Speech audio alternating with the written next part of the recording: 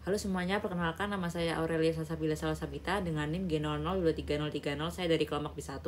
Nah, pada video kali ini aku akan bahas pemeriksaan apa aja sih yang bisa dilakukan untuk mengecek seorang ibu itu dia bisa melahirkan secara vaginal atau tidak. Terus aku akan jelasin tentang bidang HODS, terus ciri-ciri pelvic wanita yang dia itu bisa melahirkan secara pervagina seperti itu. Baik, next.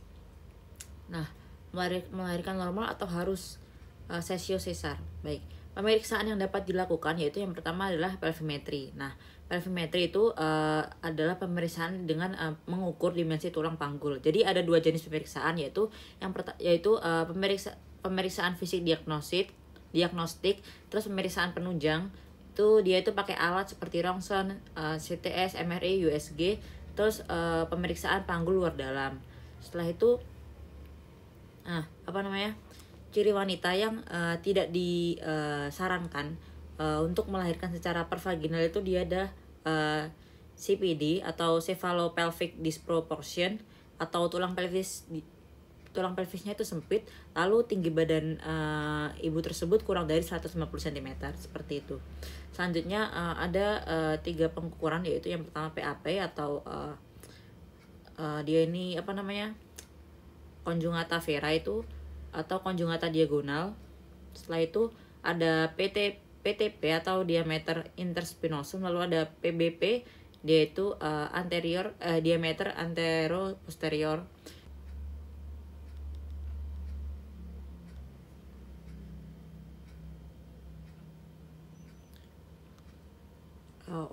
Belum aku jelasin kalau PAP itu adalah pintu atas panggung, PTP pintu tengah panggul, PBP pintu bawah panggul. Jadi PBP itu dia panjangnya diameternya itu 10,5 sampai 12 cm, PTP 9,5 sampai 10,5 cm, lalu PAP dia di konjungata vera 9,5 sampai 11, di konjungata diagonal dia 11,5 sampai 13 cm.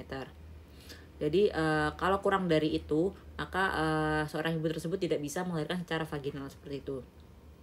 Nah, apabila kondisi tidak mendukung dilakukannya pemeriksaan penunjang, maka harus melakukan pemeriksaan fisik yang namanya adalah vaginal touch.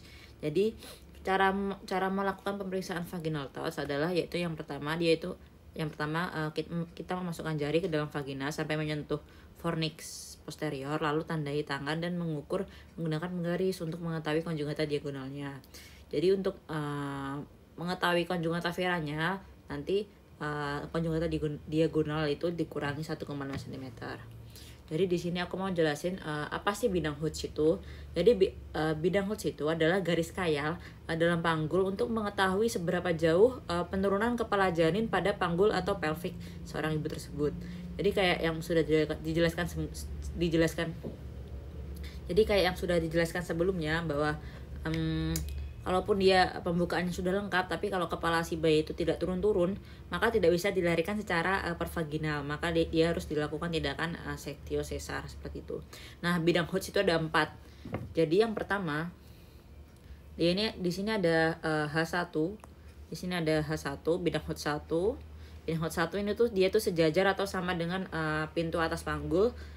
Jadi dari tepi atas simplicis os pubis, ini simplicis os pubis, lalu dia ini sampai ke promontorium ini, atau setinggi dengan aditus pelvis seperti itu. Setelah itu kita lanjut ke bidang HODS 2. Bidang HODS 2 ini dia sejajar dengan HODS 1 sama, lalu dia ini melalui tepi bawah dari simplicis os pubis tersebut. Lalu setelah itu ada bidang HODS 3, yaitu dia ini sejajar dengan bidang HODS 1 dan 2 juga, tapi dia ini setinggi spina iliaca. Ini spina iliaca. Lalu ada bidang HODS 4, dia ini tuh sejajar dengan bidang HODS 1, 2, dan 3, namun dia ini setinggi os coccygeus seperti ini, os coccygeus. Ini kepala bayi juga di bidang HODS 1, 2, 3, dan 4. Setelah itu aku akan bahas tentang ciri-ciri pelvis yang dia ini dapat melahirkan secara pervagina. Nah, jadi yang pertama dia ada sudut lengkung kemaluan itu lebar dan bulat. Setelah itu dia mempunyai sakrum yang lebar dan tulang iliaka yang datar. Dan setelah itu dia cekungan panggulnya itu lebih luas dan tidak berbentuk corong. Terus kalau cewek itu yang paling oke atau yang paling bagus lagi kalau pelvisnya itu tipe yang kinesoid, karena ya titus pelvisnya dia ini tuh bulat, jadi apa ya, jadi itu lebih banyak ruang bagi bayi itu saat melewati vagina tersebut seperti itu. Nah, jadi tipe ini yang jenis white ini, dia ini merupakan bentuk panggul yang paling umum pada wanita dan merupakan bentuk panggul terbaik dan sesuai untuk melahirkan normal seperti itu. Alasannya itu karena panggulnya itu kan dia ini tipe ginecoid ini dia memiliki rongga yang lebih besar dan luas sehingga memberikan lebih banyak ruang bagi bayi saat melewati vagina seperti itu.